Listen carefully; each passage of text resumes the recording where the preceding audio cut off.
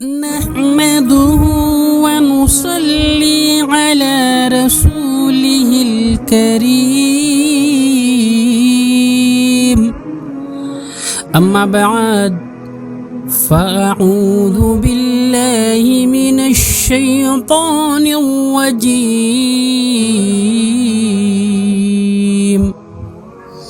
بسم الله الرحمن الرحيم إنا أنزلناه في ليلة القدر آمنت بالله صدق الله العظيم وصدق رسوله النبي الأمين المتين المبين الكريم. ناظرین کرام السلام علیکم ورحمۃ اللہ تعالی وبرکاتہ. امید ہے کہ آپ خیریت سے ہوں گے. ماہ رمضان المبارک کا 26واں روزہ آج آپ کو خوب مبارک ہو. آج دن میں روزہ اور رات میں شب بیداری، یعنی انشاءاللہ العزیز آج 27ویں کی رات میں آپ شب بیداری کریں گے اور شب قدر کو، لیلۃ القدر کو تلاش کریں گے. اللہ تبارک و تعالی قرآن پاک میں ارشاد فرماتا ہے اِنَّا انزلناه فی لیلۃ القدر، بے شک ہم نے اس قرآن پاک کو شب قدر میں نازل کیا. اللہ تبارک و تعالی قرآن پاک کے بارے میں ارشاد فرما رہا ہے کہ بے شک ہم نے اس قرآن پاک کو شب قدر میں نازل کیا. اس قرآن مجید کو لوح محفوظ سے آسمان دنیا کی طرف یک بارگی شب قدر میں نازل کیا. خازن القدر میں آیت کے تحت یہ فضائل بیان کیے گئے ہیں کہ شب قدر شرف و برکت والی رات ہے.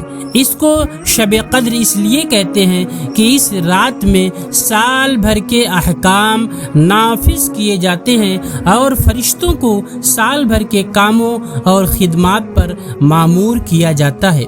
اور یہ بھی کہا گیا ہے کہ اس رات کو دیگر راتوں پر، دوسری راتوں پر شرافت و قدر کی وجہ سے اس کو شب قدر کہتے ہیں.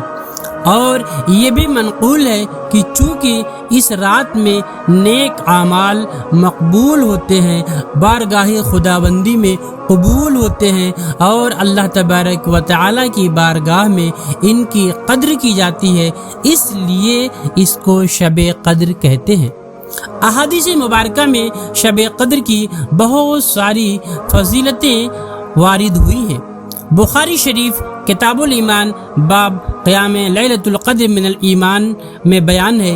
حضرت ابو ہریرہ رضی اللہ تعالی عنہ سے روایت ہے کہ رسول کریم صلی اللہ تعالی علیہ وآلہ وسلم نے ارشاد فرمایا کہ جس نے اس رات میں ایمان اور اخلاص کے ساتھ شب بیداری کر کے عبادت کی تو اللہ تبارک و تعالی اس کے سابقہ، اس کے پچھلے صغیرہ گناہ بخش دیتا ہے.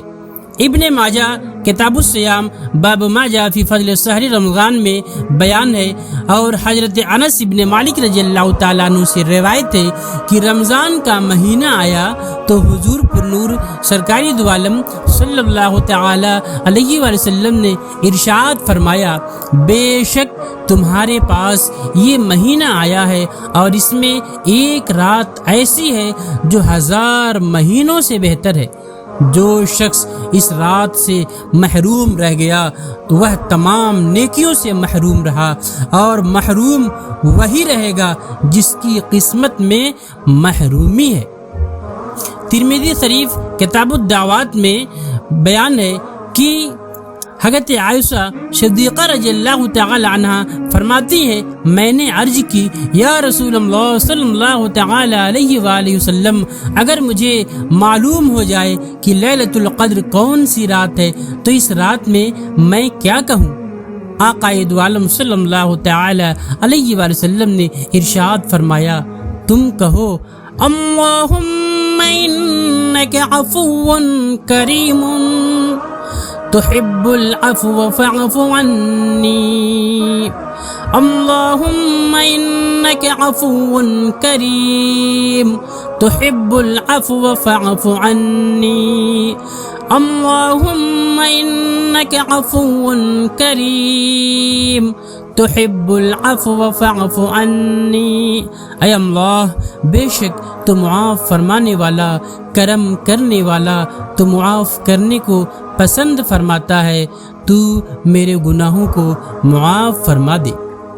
مصنف ابن ابی شیبہ کتاب الدعاء بالعافیہ میں بیان ہے کہ حضرت عائشہ صدیقہ رضی اللہ تعالیٰ عنہ فرماتی ہیں کہ اگر مجھے یہ معلوم ہو جائے کہ کون سی رات لیلۃ القدر ہے تو میں اس رات میں یہ دعا بکثرت مانگوں گی، اے اللہ میں تجھ سے مغفرت اور عافیت کا سوال کرتی ہوں۔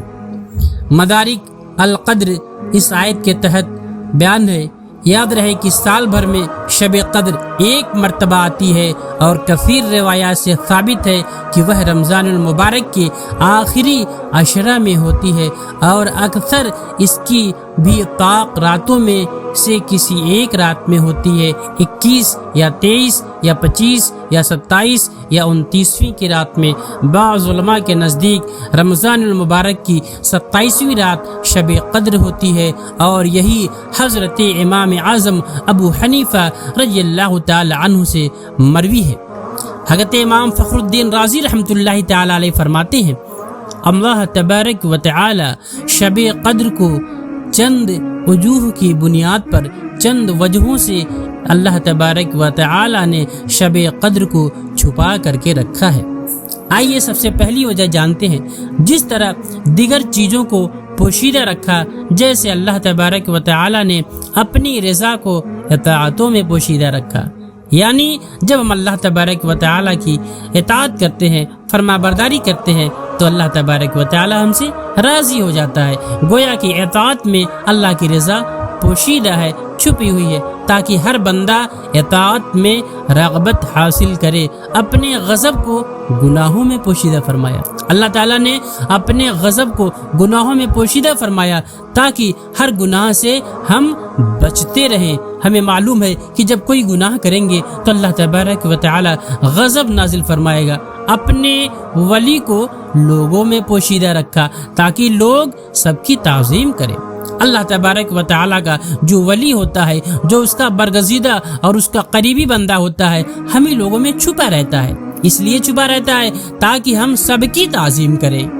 دعا کی قبولیت کو دعاؤں میں پوشیدہ رکھا ہے تاکہ وہ سب دعاؤں میں مبالغہ کریں، یعنی اللہ تبارک و تعالی نے اپنی قبولیت کو دعاؤں میں چھپا کر کے رکھا ہے تاکہ ہم زیادہ سے زیادہ اللہ تبارک و تعالی سے دعائیں کریں۔ اسم اعظم کو اسماء میں پوشیدہ رکھا تاکہ وہ سب اسماء کی تعظیم کرے۔ اللہ تبارک و تعالی کے جتنے بھی صفاتی نام ہیں، انہی ناموں میں اللہ تبارک و تعالی نے اسم اعظم کو چھپا کر کے رکھا ہے تاکہ جتنے بھی اس کے نام ہیں ہم سب ناموں کی تعظیم کریں۔ اور نماز وسطیٰ کو نمازوں میں پوشیدہ رکھا ہے تاکہ تمام نمازوں کی پابندی کریں۔ اللہ تبارک و تعالی نے نماز وسطیٰ کو تمام نمازوں میں چھپا کر کے رکھا ہے، ہمیں پتہ نہیں، تاکہ ہم تمام نمازوں کی پابندی کریں۔ توبہ کی قبولیت کو پوشیدہ رکھا تاکہ بندہ توبہ کی تمام اقسام پر ہمیشگی اختیار کرے، اور موت کا وقت چھپا کر کے رکھا تاکہ بندہ اللہ تبارک و تعالی سے ڈرتا رہے۔ اسی طرح شب قدر کو بھی چھپا کر کے رکھا تاکہ لوگ رمضان مبارک کی تمام راتوں کی تعظیم کرے۔ 21 کو بھی شب بیداری کرے، 23ویں کو بھی شب بیداری کرے، 25ویں کو بھی شب بیداری کرے، 27ویں کو بھی شب بیداری کرے، 29ویں کو بھی شب بیداری کرے۔ اللہ تبارک و تعالی بڑا کارساز ہے، اپنے بندوں پر بڑا مہربان ہے۔ دوسری وجہ کیا ہے کہ جس کی وجہ سے اس کو چھپا کر کے رکھا گیا؟ دوسری وجہ یہ ہے کہ اللہ تبارک و تعالی ارشاد فرماتا ہے، اگر میں شب قدر کو معین کر دیتا، فکس کر دیتا، اور یہ کہ میں گناہ پر تیری جرأت کو بھی جانتا ہوں، تو اگر کبھی شہوت تجھے اس رات میں گناہ کے کنارے لا چھوڑتی اور تو گناہ میں مبتلا ہو جاتا تو تیرا اس رات کو جاننے کے باوجود گناہ کرنا لا علمی کے ساتھ گناہ کرنے سے زیادہ سخت ہو جاتا، اسی لیے میں نے اسے چھپا کر کے رکھا ہے۔ تیسری وجہ کیا ہے کہ جس کی وجہ سے اللہ تبارک و تعالی نے شب قدر کو چھپا کر کے رکھا ہے؟ گویا کہ ارشاد فرمایا کہ میں نے اس رات کو پوشیدہ رکھا تاکہ شرعی احکام کا پابند بندہ، شرعی احکام کا جو پابندی کرتا ہے ایسا بندہ اس رات کی طلب میں محنت کرے، اس رات کی تلاش کرنے میں، اس رات کو تلاش کرنے میں محنت کرے اور اس محنت کا ثواب کمائے۔ چوتھی وجہ کیا ہے جس کی وجہ سے اللہ تبارک و تعالی نے شب قدر کو چھپا کر کے رکھا ہے؟ تفسیر کبیر میں ہے کہ جب بندے کو شب قدر کا یقین حاصل نہیں ہوگا، جب اسے پتہ ہی نہیں رہے گا کہ شب قدر کس رات میں ہے، تو وہ رمضان کی ہر رات میں اس امید پر اللہ تعالیٰ کی اطاعت میں کوشش کرے گا، اس امید میں اللہ تبارک و تعالیٰ کی اطاعت میں کوشش کرے گا کہ ہو سکتا ہے کہ یہی رات شب قدر ہو سکتا ہے یہی رات شب قدر ہو۔ اللہ تبارک و تعالی ہمیں اور آپ کو، تمام مسلمانوں کو شب قدر کی تعظیم کرنے اور اس رات میں زیادہ سے زیادہ عبادت کرنے کی توفیق عطا فرمائی۔ اللہ تبارک و تعالی اسی سورہ قدر میں آگے ارشاد فرماتا ہے، لیلۃ القدر خیر من الف شہر، شب قدر 1000 مہینوں سے بہتر ہے۔ خازن میں بیان ہے کہ یہاں سے شب قدر کے عظیم فضائل بیان کیے جا رہے ہیں۔ چنانچہ شب قدر کی ایک فضیلت یہ ہے کہ شب قدر ان 1000 مہینوں سے بہتر ہے جو شب قدر سے خالی ہوں، اور اس میں ایک رات میں نیک عمل کرنا 1000 راتوں کے عمل کرنے سے بہتر ہے۔ حضرت مجاہد رضی اللہ تعالیٰ عنہ سے مروی ہے کہ نبی کریم صلی اللہ تعالیٰ علیہ وسلم نے بنی اسرائیل کے ایک شخص کا ذکر فرمایا جس نے 1000 مہینے راہ خدا عز و جل میں جہاد کیا۔ مسلمانوں کو اس سے تعجب ہوا تو اللہ تعالیٰ نے یہ آیات نازل فرمائی، اِنَّا أَنزَلْنَاهُ فِي لَيْلَةِ الْقَدْرِ وَمَا أَدْرَاكَ مَا لَيْلَةُ الْقَدْرِ لَيْلَةُ الْقَدْرِ خَيْرٌ مِّنْ أَلْفِ شَهْرٍ، بے شک ہم نے اس قرآن کو شب قدر میں نازل کیا، اور تجھے کیا معلوم کہ شب قدر کیا ہے؟ شب قدر 1000 مہینوں سے بہتر ہے۔ مسند فردوس میں باب الالف میں حضرت انس ابن مالک رضی اللہ تعالیٰ عنہ سے روایت ہے، سرکاری دو عالم صلی اللہ تعالیٰ علیہ وسلم نے ارشاد فرمایا کہ اللہ تعالیٰ نے میری امت کو شب قدر کا تحفہ عطا فرمایا اور ان سے پہلے اور کسی کو یہ رات عطا نہیں فرمائی۔ خزائن العرفان میں ہے، مفتی نعیم الدین مراد آبادی رحمۃ اللہ تعالیٰ علیہ فرماتے ہیں کہ یہ اللہ تعالیٰ کا اپنے حبیب دو عالم صلی اللہ تعالیٰ علیہ وسلم پر کرم ہے کہ آپ صلی اللہ تعالیٰ علیہ وسلم کے امتی شب قدر کی ایک رات عبادت کریں تو ان کا ثواب پچھلی امت کے 1000 مہینے عبادت کرنے والوں سے زیادہ ہو۔ نور العرفان میں ہے، مفتی احمد یار خان نعیمی رحمۃ اللہ تعالیٰ علیہ فرماتے ہیں کہ اس آیت سے 2 فائدے حاصل ہوئے۔ ایک یہ کہ بزرگ چیزوں سے نسبت بڑی ہی مفید ہوتی ہے کہ شب قدر کی یہ فضیلت قرآن کی نسبت سے ہے۔ اصحاب کہف کے کتے کو ان بزرگوں سے منسوب ہو کر دائمی زندگی مل گئی، ہمیشہ والی زندگی مل گئی، عزت نصیب ہوئی۔ دوسرا یہ کہ تمام آسمانی کتابوں سے قرآن شریف افضل ہے، کیونکہ تورات و انجیل کی تاریخ نزول کو یہ عظمت نہیں ملی۔ اللہ تبارک و تعالی اسی سورہ قدر میں آگے ارشاد فرماتا ہے، تنزل الملائکۃ والروح فیہا بإذن ربہم من كل أمر سلام هي حتى مطلع الفجر. اس رات میں فرشتے اور جبرائیل علیہ السلام اپنے رب کے حکم سے ہر کام کے لیے اترتے ہیں. یہ رات صبح طلوع ہونے تک سلامتی ہے. تنزل الملائکۃ والروح فیہا. اس رات میں فرشتے اور جبرائیل علیہ السلام اترتے ہیں. شب قدر کی دوسری فضیلت یہ ہے کہ اس رات میں فرشتے اور حضرت جبرائیل علیہ السلام اپنے رب عز و جل کے حکم سے ہر اس کام کے لیے جو اللہ تعالی اس سال کے لیے مقرر فرمایا ہے آسمان سے زمین کی طرف اترتے ہیں. اور جو بندہ کھڑا یا بیٹھا اللہ تعالیٰ کی یاد میں مشغول ہوتا ہے اسے سلام کرتے ہیں, اس کے حق میں دعا و استغفار کرتے ہیں.